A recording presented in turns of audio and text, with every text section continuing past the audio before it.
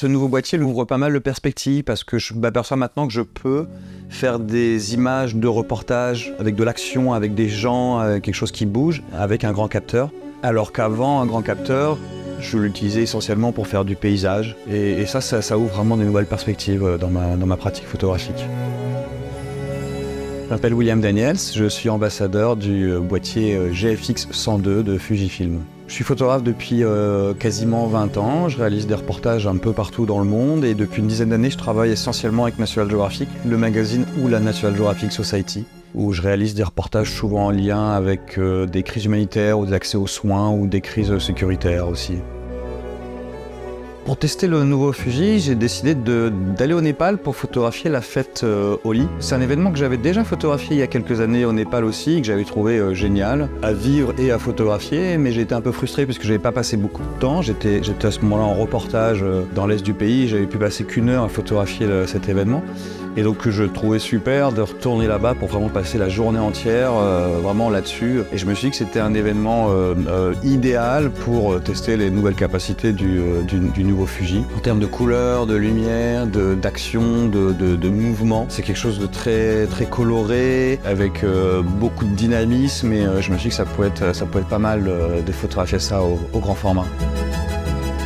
Ce qui est intéressant, c'est que la taille de ce boîtier, finalement, qui est à peine plus gros qu'un réflexe classique, me permet d'interagir avec les gens et de rester relativement discret, exactement comme si j'avais un petit boîtier plus typé reportage, on va dire, mais finalement, c'est un boîtier de reportage, quoi. C'est un boîtier de reportage, mais avec un capteur de 100 millions de pixels. Ce qui est super avec ce nouveau 102, c'est que l'autofocus a été beaucoup amélioré et qu'on peut vraiment shooter des scènes d'action, comme c'était le cas là, et shooter beaucoup d'images, ce qui permet du coup d'avoir beaucoup plus de choix, de tenter plus de choses, et à la fin, quand on fait son editing, on trouve pas mal de photos. Et en plus, avec le port CF Express, on peut encaisser beaucoup d'images sur la carte et continuer à shooter. C'est quelque chose qui permet d'accéder à de la photo de sport, de la photo d'action. Ça, c'est vraiment un nouvel horizon, je trouve, en photographie. Ce que j'aime chez les fichiers du GFX, c'est que ça fait des fichiers assez doux et assez malléables. Donc ça offre pas mal de possibilités en termes de traitement des fichiers RAW. On peut beaucoup modifier ces fichiers, il y a beaucoup de possibilités. On peut aller chercher assez facilement dans les hautes lumières, dans les basses lumières. Ce sont des fichiers très facilement exploitables. Ça, c'est intéressant. Ce qui m'a marqué, c'est le viseur qui est beaucoup plus défini. Je crois que c'est 3 ou 4 fois plus, quelque chose comme ça. Et ça fait que quand on vise, on est vraiment dans la scène. On peut aller chercher à l'intérieur du viseur les événements, un peu comme si on regardait un fichier très grand format sur un très grand écran ou un grand tirage. Donc ça, c'est vraiment sympa. On a vraiment une sensation d'être dans un grand format. Et évidemment, tout le monde dans l'excitation bouge très très vite. Donc du coup, j'ai pu, là, avec la rapidité de l'autofocus, mais aussi avec la rapidité de prise de vue, déclencher pas mal de fois pour être sûr de choper vraiment le bon moment, le bon geste, etc. Donc quand je me retrouvais vraiment au milieu de ce groupe de gens qui se jettent de la peinture, ça c'était vraiment pratique de pouvoir, avec pas mal de souplesse, photographier aussi rapidement. Le grand capteur me permet d'avoir une qualité de flou différente, notamment avec ses optiques Fujinon. Les flous vont être plus beaux, les profondeurs de champ plus courtes et plus nettes, et on gagne vraiment quelque chose de plus optique, je trouve. J'ai pu bosser aussi en basse lumière, notamment je suis allé à l'aube, le lendemain je suis allé à l'aube visiter un des célèbres temples de Katmandou, et il faisait encore quasiment nuit. Et c'est un moment magique parce qu'il y a plein de singes qui passent, qui se déplacent de l'endroit où ils ont dormi pour aller se mettre à un autre endroit. Et puis il y a les premières personnes qui viennent prier, faire le tour du monument. Et donc la lumière était très basse et c'est vrai que j'ai travaillé à des ISO très élevés. Et l'autofocus accrochait bien et en plus en termes de sensibilité, ça passait sans problème. Et en plus, le stabilisateur faisait que je pouvais utiliser des vitesses relativement basses. J'ai pu faire quelques images de gens flous qui marchaient et pourtant on était bien stable. L'image était nette, donc c'est bien, j'ai pu descendre à des vitesses vraiment très basses. Pour ce reportage, j'avais besoin de travailler surtout avec une focale fixe, donc je suis parti essentiellement avec un 45 et j'ai utilisé 90% du temps ce 45 qui est super. C'est un peu l'équivalent d'un 35 en 24-36, donc c'est la focale idéale pour interagir avec les gens tout en gardant une distance intéressante pour déclencher aussi rapidement, voilà, qui pique pas mal aussi, qui est bien nette. C'était une chouette focale de travailler avec ça. J'ai aussi utilisé un tout petit peu le 81.7 pour pouvoir tester un peu les qualités de flou et le bokeh, et c'est assez impressionnant. Ouais. Je pense qu'une image, elle marche à partir du moment où elle touche les gens.